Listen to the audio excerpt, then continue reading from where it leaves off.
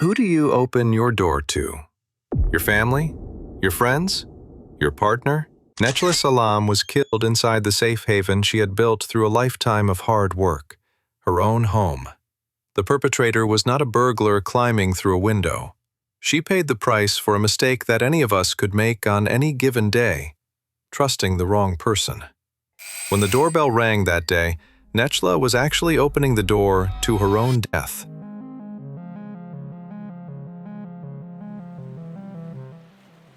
February 4th, 2016. It was a cold, foggy winter morning. The heavy, hazy air hanging over this quiet coastal city had slowed the pace of life in the streets, lending everything a deceptive sense of calm. But that silence would soon be shattered by an urgent call to the police. That report would not only end an ordinary morning, it would open the cover of a dark and chilling case file that would shake the entire country. It all started with a phone call. The voice on the other end of the line was in a state of panic. A young man, unable to reach his girlfriend despite calling her repeatedly, called the police for help. When units arrived at the scene, the first detail to catch their attention was the door. It was locked, and there were no signs of forced entry from the outside. When they entered with the help of a locksmith, a surprising order prevailed in the apartment. There was no overturned furniture, no signs of a struggle. However, this normalcy changed as they approached the bedroom. The marks on the floor were the first indicators of a tragic end. 23-year-old Necla Sağlam lay motionless in her bed. Her face was completely covered by a bag. There was a fatal wound on her neck. The heavy silence of death in the room was broken only by the cold announcement of the team leader over the radio. Dispatch, we are at the scene. Homicide. The victim is deceased at the scene. I am requesting the immediate deployment of forensics and the crime scene investigation unit. As the detectives deepened their investigation, the narrative narrowed. The wallet and jewelry on the table had been left untouched. This instantly eliminated the possibility of robbery. The absence of any forced entry on the door reduced the options to two. Necla either opened the door to someone she knew, or the perpetrator entered with a key. With no evidence of sexual assault found, the picture became clear. Detectives were facing a cold-blooded, personal, and planned act, not a random robbery or a momentary explosion of rage. Necla was someone who started life fighting an uphill battle. Born in 1993, she grew up under state care, moving through Turkey's child protection system because of a broken family and domestic turmoil. In a world where children raised in the system often get lost, she was different. Her friends described her as quiet, but mentally strong.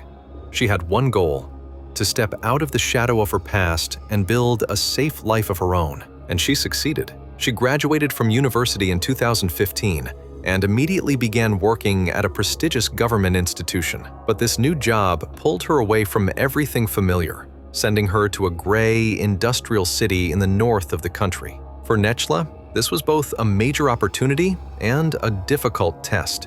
She knew no one in this new city, yet she loved and valued her work in the purchasing department.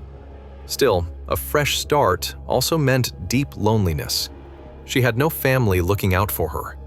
After a short attempt at living with a roommate, she moved into her own apartment. She had very few friends in the big city, and that isolation made her vulnerable to the danger that was quietly approaching. Although physically alone, Necla's greatest support in life was her mother, Serpil. The moment she learned her daughter had been appointed to that prestigious position, the emotion she felt was not just pride, but deep relief. The uncertainty that had lasted for years was over. For her mother, this appointment meant one thing: her daughter was finally saved. She would earn her own money and live the life she wanted. However, this peace was cut short by a terrible tragedy. Following the event, the grieving mother's voice trembled before the cameras, words knotting in her throat. When detectives combined the findings at hand, a clear profile emerged. This was not a robbery. The money and jewelry on the table screamed that the killer's motivation was not financial, but entirely personal. There is a golden rule in criminology. You scan the circle from the inside out. Statistically, victims are usually killed by someone they know. Acting on this theory, the police turned the lens toward Necla's immediate circle. When digital footprints and phone records were examined, arrows pointed to 3 people. At the top of the list was her boyfriend, Samet. According to witnesses, their relationship had been turbulent recently, but in his interrogation, Samet stated he had no connection to the incident and denied the accusations. Detectives didn't settle for a single suspect. Necla's former roommate, Kibar, with whom she had recently parted ways, and Kibar's boyfriend, Hussein, were also included in the investigation circle and detained. Boyfriend Samet tried to appear calm, but his body language gave him away. It was evident he was terrified. He admitted to the problems and fights in their relationship,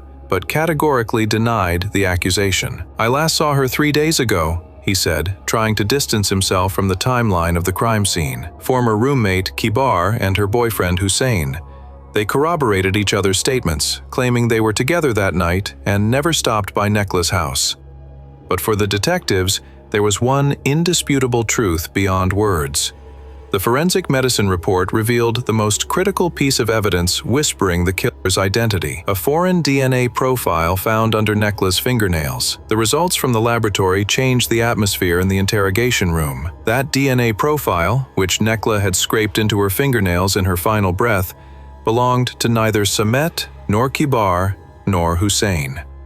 Beyond physical evidence, digital forensic data also vindicated the suspects. When the suspects' phone locations were retrospectively determined and CCTV footage in the city was scanned, it was confirmed that all 3 suspects were kilometers away from the scene at the time of the incident. The strongest suspects in hand were suddenly cleared. This situation brought the detectives back to square one. Necla was a profile who was extremely sensitive about security and introverted. We are talking about someone who didn't even give her house key to her boyfriend. The lack of force on the door screamed that the killer was a familiar or trusted face. Necla must have opened the door herself. The circle of suspicion was expanded to the apartment building. DNA samples were taken from all neighbors. But the result was disappointing. 0 matches. The investigation had hit a dead end. Nothing remained but a young woman violently torn from life on the table and a genetic code belonging to a ghost killer. When traditional investigation methods failed to yield results, detectives made a radical decision. Science needed to solve the file, not just detectives. A modern method, just beginning to be implemented in the country at the time, was put on the table: criminal profiling. One of the most competent names in the field, forensic sciences professor Dr. Sadiq Toprak, was included in the investigation. The detective's request was clear. "We don't have a perpetrator, but the body is trying to tell us something." When Professor Dr. Toprak examined the file and autopsy reports, he immediately noticed the signature of the murder. The cut on the victim's neck was opened in a single move, smooth and without hesitation. There were no hesitation cuts or signs of trembling seen in amateur killers. This was the work of a hand with muscle memory, professionally accustomed to using a knife. It had to be a butcher or someone who had done butchery before, but the real clue was the blunt force trauma detected on the victim's head. Forensics determined the blow was inflicted with a hammer, but no hammer was found in the house. This changed the equation. The killer didn't find the hammer at the scene, he brought it with him, and Necla opened the door herself. When these data points were combined, the ghost profile of the killer became clear. The person facing us was a physically strong, cold-blooded male who used his right hand. More importantly, he had to be someone who both used cutting instruments skillfully and carried tools like a hammer with him.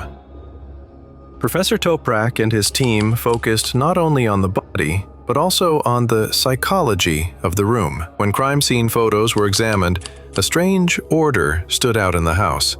The pillows were neat. Objects on the coffee table stood with millimetric symmetry.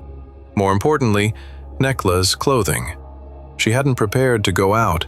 She was wearing home clothes, representing her most vulnerable, most comfortable moment. This detail told the profiling experts a single story. Necla was not expecting guests. So, who did she open the door to, and why? The experts' theory was the Trojan horse tactic. The killer didn't force the door open. Wearing a mask of trustworthiness, perhaps using a repair excuse, he was invited in. Evidence supporting this theory came, again, from the laboratory. Alongside the DNA under the nails, the trash bag used in the murder had been taken for examination at the National Criminal Bureau. Using special chemical fuming methods, a faint fingerprint on the bag was made visible. When the results were scanned in the system, the picture clarified. This fingerprint, like the DNA under the nails, belonged to neither the boyfriend nor the friends. It all overlapped. The perpetrator was not from Necla's inner circle. Professor Toprak added this critical note to the end of the report. The perpetrator is prone to technical work, likely a repairman or service worker, a stranger who established brief professional contact with the victim previously and used this trust to slip through that door. This profile, drawn by Professor Toprak, completely changed the direction of the investigation. Detectives were no longer looking for a random killer, but a specific description. A technical service worker with a legitimate reason to enter the house. In interviews with apartment residents and management, detectives focused on a single question. Did any foreign technical personnel enter the building recently? The answer came from the neighbor downstairs, and it connected all the puzzle pieces. The neighbor said there was a water leak in the kitchen ceiling just a few days before the incident, and they called a plumber to Necla's apartment to solve the problem. When straining their memory, they pronounced that critical name. I think his name was Tolga. At that moment, the noise in the investigation gave way to an icy seriousness. The profile matched. A job requiring physical strength? Yes. Access to cutting and piercing tools? Yes. A perfect excuse to enter the house? Absolutely, yes. Samples taken from the detained plumber, Tolga, were rapidly dispatched to the National Criminal Bureau.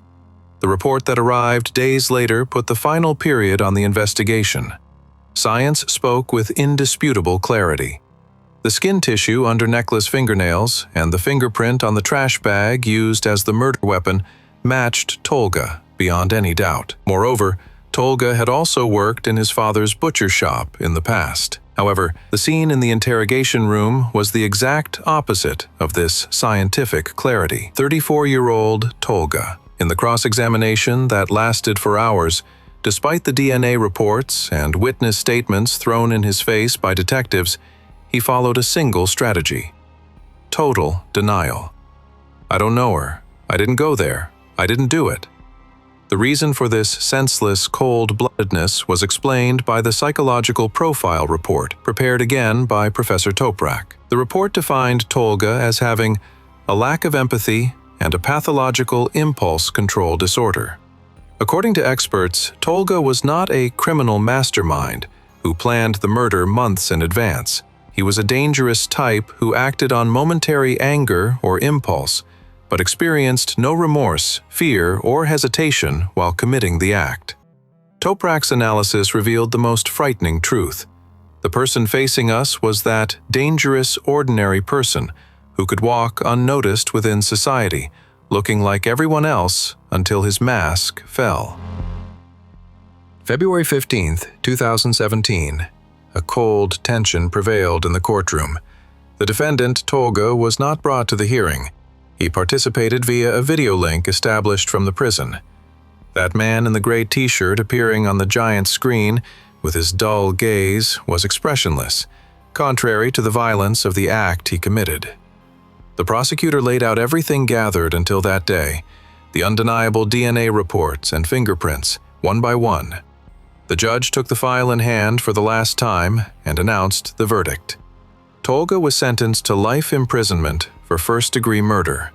This sentence meant he would spend his life in a single-person cell in a high-security prison, separated from other inmates. Tolga didn't even flinch while listening to the verdict. There was neither remorse nor fear on his face. He looked at the camera with empty eyes and repeated that robotic sentence.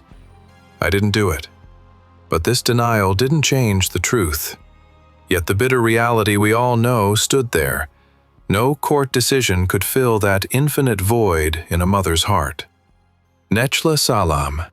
She was not just a file number in police reports or a victim in newspaper headlines. She was a warrior who didn't give up despite the unfair conditions life presented her, who emerged from the cold corridors of foster care to build her own castle. In a world where she was called orphan, she established an identity for herself through her own effort. Just when she thought she had put everything in order, at the very moment she retreated to her own safe harbor, that harbor was invaded by a dark hand. Her story reminds us of this.